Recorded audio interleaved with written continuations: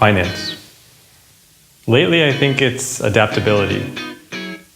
I like to write, so a pen, always a pen.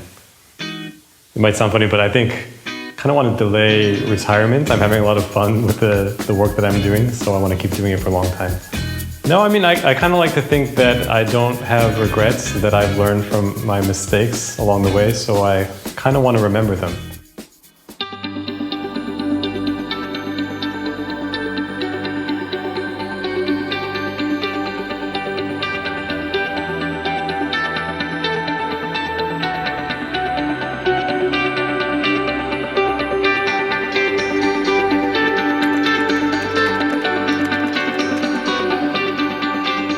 I'm Mark Teddo, and I've been working for a little over the past 15 years in various sectors of global finance. First in New York and then London, and now the past 10 years actually have taken me to Korea, where first I was working for several years at Samsung Electronics doing M&A at Samsung. And eventually I ended up leaving Samsung Electronics to join a small independent global investment company based here in Seoul, which has been very exciting. And while living in Korea, I guess I found myself into other activities and interests as well. One unexpected turn in my career is I got a call one day to be on some Korean TV shows. All of a sudden, there were some shows where foreigners were speaking Korean and discussing topics. So I ended up on shows like 비정상 회담, which is Abnormal Summit. So that's been another interesting part of my career that's led to many other shows and programs and events that I do. And then one other unexpected part of my life in Korea is I've ended up living in a traditional Korean house, which we call hanok. And that opened up a lot of other doors to my life here.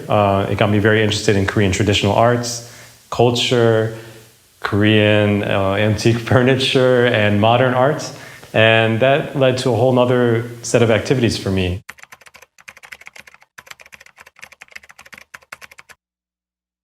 So how did I choose this career in finance?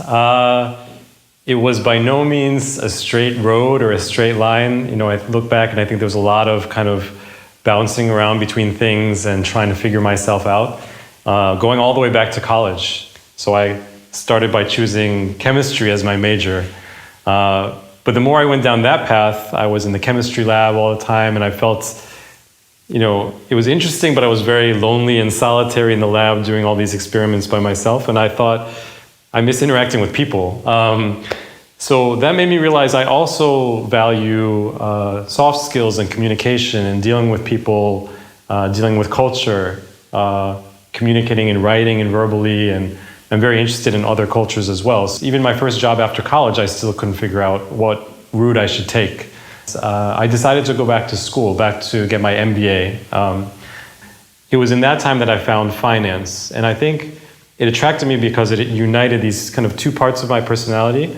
Because, you know, finance, on the one hand, is very numbers driven. It's a very analytical field. But, you know, the more I talk to people, the more I realize that finance is also a very human activity. You know, finance is how people get the capital they need to realize their goals and dreams. And it's inherently a, you know, cross-border kind of sector. So you're always dealing with people in finance. It's very relationship-driven. It's very trust-based. And I think we see that, you know, the world is changing so fast these days. Especially in 2020, we see that even more. I mean, even before Corona, we had, you know, AI emerging, and we had machine learning, and now Corona, and the pace of change is just so fast that, you know, companies have to ask, how do we adapt to this new market? How do we adapt to new competitors?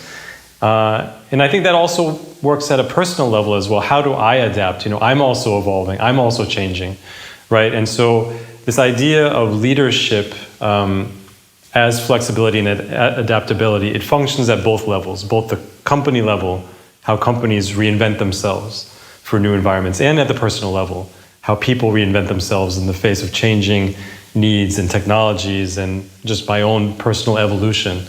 So I just want to focus on kind of the personal side for a minute, because I think we've all had those times of crises in our career, in our personal career, where we feel like we get stuck.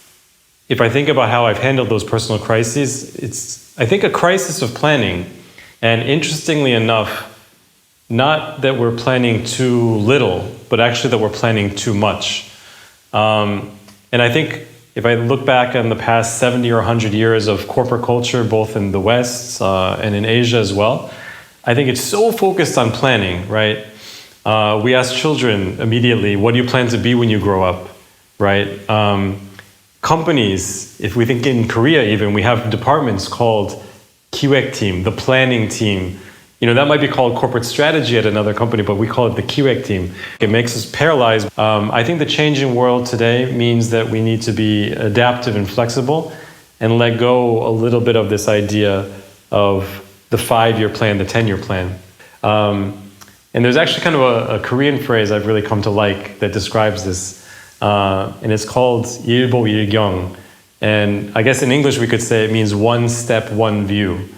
But this idea of one step, one view, it means that you only get one view per step. You can only see what's around right now and see how am I going to act in the present? What are the couple principles I'm going to stick to? And then I have to take another step before I get that next view. And then one more step, one more view.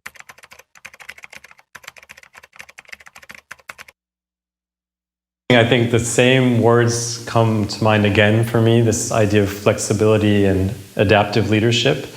And then I think 2020 came in, COVID kind of accelerated all of this because the world is changing faster now. And, we were already talking about years ago what it means to change the way we work and to lean in and to close the gender gap and all of these things and all these trends.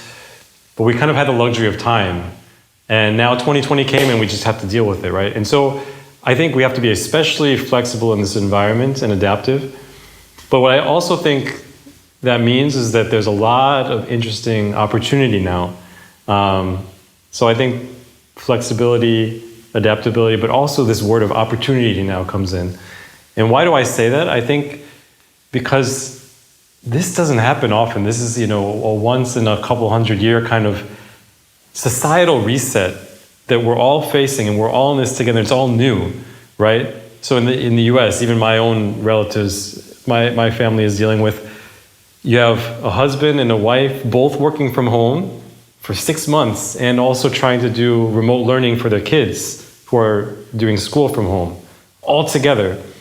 And it's a totally new situation. And so no one gets to say, well, this is the way things have always been done, so we should do it this way. Because this is new for everybody, right? And so everyone is forced to reset the playing field, to rewrite these rules together. So that means more flexibility is needed for everyone, right? Everyone's forced to have this conversation. More leaning in is needed from everyone, right? And so families are just sitting at home. Hey, this is a totally new reality. How do we do this? How do we make my career work and your career work and educating the kids work?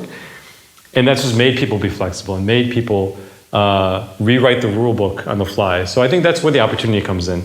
To me, this is a once in a generation or several generation opportunity to rewrite the rules together and hopefully in a more equitable way. And I think that's where this conversation becomes very important, because to rewrite the rules, things like Quinn and this conference, that's where we get to set the principles, the guiding principles that will take us into the new chapter, and we can set this new game, this new playing field, the new ground rules together. So flexibility, adaptability, and I think a little bit of excitement about the opportunity that we have.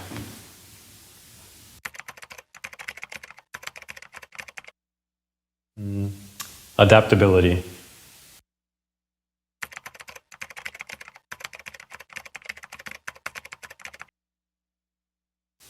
I would say push the conversation, right? I think these are conversations that have been starting and going on for some time, but we used to think a lot, how do I bring this up at work? How do I bring this up with my family? Getting buy-in and support from family members, from coworkers. But I think now is the time to really push the conversation, because everyone is thinking about this. Everyone is reimagining work and family roles and education. And I think because it's on everyone's mind, I think just bringing it up is going to get the ball rolling and allow us to rewrite the rules together. So I think there'll be a receptive audience to having this conversation now.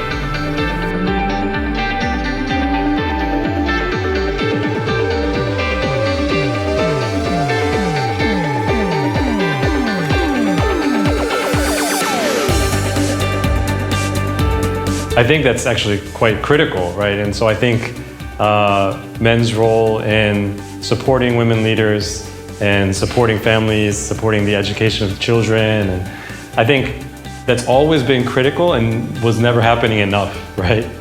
But here's again where I feel like the current situation can be viewed as an opportunity because, yeah, these families are just sitting at home together, husband's working, wife is working, children trying to go to school, all from home. And they're literally sitting in the same room, this is happening in the US so much, and just asking each other, okay, let's figure out how we're gonna make this work, everyone. Let's put our team thinking on and, all divide everything up so this works. And so I think, yeah, this just pushes the conversation forward and brings, I think, not only women, but I hope also men into this state of mind where they're just in let's get it done mode, and yeah, it lets everybody rewrite the rules together, and it's almost like a societal reset. Like we're all new at this, right? And we're all gonna create a new playing field based on new rules. So I think there's a lot of opportunity there.